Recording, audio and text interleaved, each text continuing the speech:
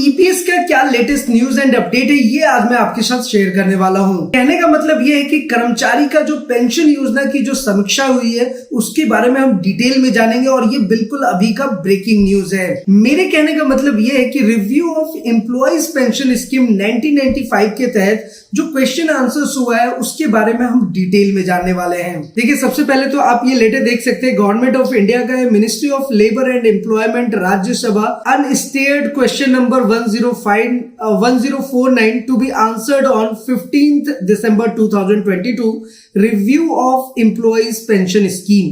कहने का मतलब क्या है कि जो पेंशन स्कीम में समीक्षा हुई है और जो क्वेश्चंस थे उसके क्या क्या आंसर्स आए, सभी चीजों को डिटेल में जानते हैं। यहाँ पर आप रेफरेंस भी देख ही सकते हैं, with the minister of labour and employment be place to state Shri Mastan Rao Bida. तो चलिए, यहाँ पर फर्स्ट क्वेश्चन जो है वो क्या निकल करके आता है, आप यहाँ पर क्लियरली देख सकते हैं। जो हमारे पास यहाँ पर फर्स्ट क्वेश्चन है वो ए नंबर पे ये है, whether it is fact that government constituted A high empowered monitoring committee in 2018 for evolution and review of the employees pension scheme. तो अब ईपीएस का इसे हम अच्छे से समझते हैं। देखिए, इसका कहने का मतलब ये था कि क्या ये सच है कि सरकार ने कर्मचारी पेंशन योजना ईपीएस के मूल्यांकन और समीक्षा के लिए वर्ष 2018 में एक उच्चाधिकार प्राप्त निगरानी समिति का गठन किया था। तो फर्स्ट क्वेश्चन जो ईपीएस से रिलेटेड है, इसका जो आंसर है उसे पहले समझते हैं। देखिए, उसके आंसर में क्या कहा गया है यहां पर आप क्लियरली देख सकते हैं। जी हाँ, यानी कि जो फैक्ट के बारे में पूछा गया था, तो यहां पर इन्होंने लिखा है कि कर्मचारी पेंशन योजना यानी कि ईपीएस स्कीम 1995 के पूर्ण मूल्यांकन और समीक्षा के लिए सरकार द्वारा गठित उच्च अधिकारी प्राप्त निगरानी समिति द्वारा की गई सिफारिशों के अनुसार सरकार ने दिनांक 20 फरवरी 2020 की अधिसूचना, जिसका संख्या नंबर 132A के माध्यम से ऐसे सारांशीकरण की तारीख से 15 वर्ष पूरे होने के बाद उन सदस्यों के संबंध में जिन्होंने योजना के पूर्ववर्ती पैरा 12K के तहत 25 सितंबर 2008 को या उससे पहले पेंशन के सारांशीकरण का लाभ उठाया था, सामान्य पेंशन की बहाली के संबंध में एक सिफारिश लागू की गई है। हालांकि ईपीएस 1995 के तहत न्यूनतम पेंशन को 1000 रुपए से बढ़ाकर के 2000 रुपए प्रति माह करने का कोई निर्णय नहीं लिया गया है, ये ध्यान रखिएगा, जैसा कि उच्च अधिकार प्राप्त निगरानी समिति द्वारा सिफारिश की गई है। तो जो 1000 से 2000 होने वाला था मंथली, उसको इंक्रीमेंट नहीं हुआ है, ये चीज का आपको ध्यान रखना है। अब चलिए हम सेकंड क्वेश्चन पे चलते हैं। तो बेसिकली यहाँ पे 3 क्वेश्चंस थे।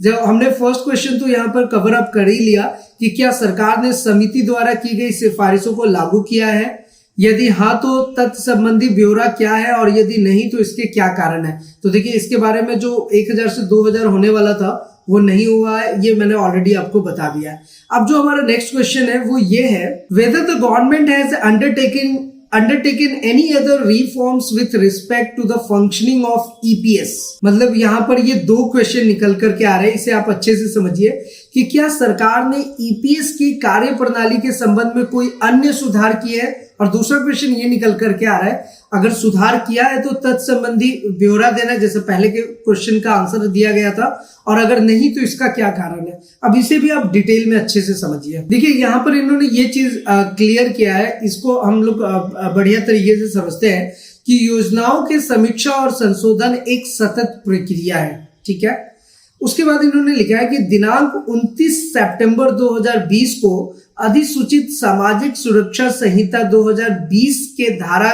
15 में कर्मचारी भविष्य निधि और प्रेकीकरण उपबंध अधिनियम 1952 सहित 9 केंद्रीय श्रम कानूनों को सहमति किया गया है। कहने का मतलब है कि 1952 अधिनियम के अकॉर्डिंग 9 ऐसे केंद्रीय श्रम कानून है जिनकी समाहित किया गया है। अब यहाँ पर एक पॉइंट और लिखा गया है कि जिसमें कर्मचारी और उनके परिवार के सदस्यों के लिए पेंशन सहित विभिन्न योजनाओं का परिकल्पना की गई है। हालांकि उक्त संहिता अभी तक लागू नहीं हुई है। जैसा कि यहाँ पर ये क्वेश्चन था कि whether the government has undertaken any other reforms with respect to the functioning of EPS if so the details thereof, and if not the reasons therefor. तो ये जो है ये लागू नहीं किया गया, ये अभी हम लोगों ने क्लियरली समझ लिया है। तो बेसिकली जो रिवीजन ऑफ पेंशन स्कीम जो ईपीएस का रिव्यू हुआ था, उसके जो क्वेश्चन आंसर्स थे, उसका जो लेटेस्ट अपडेट था वो हमने आपके साथ शेयर किया है। वैसे आपको पता है कि एटीएच इंडिया के चैनल पे हम आपको डेली बैंकिंग, फाइनेंस, पेंशन से रिलेटेड हर एक information practically step by step बताते हैं। तो हमारी ये कोशिश आपको कैसी लगती है वो भी आप हमारे साथ नीचे कमेंट करके शेयर कर सकते हैं। और अगर आपके मन में ईपीएस या फिर किसी भी टाइप का कोई क्वेरीज हो, कोई क्वेश्चन हो जो आप हमसे पूछना चाहते हैं, तो आपको पता है कि आप नीचे कमेंट करके हमसे पूछ सकते हैं। फिलहाल आज के इस वीडियो में इतना ही, फिर मिलते हैं किसी नेक्स्ट इंटरेस्टिंग वीडियो में। तब तक के लिए सलाम दुआ और प्रणाम, सत श्री अकाल। Keep watching, keep smiling. अपने और अपने साथ सबका ख्याल रखिए। जय हिंद, वंदे मातरम।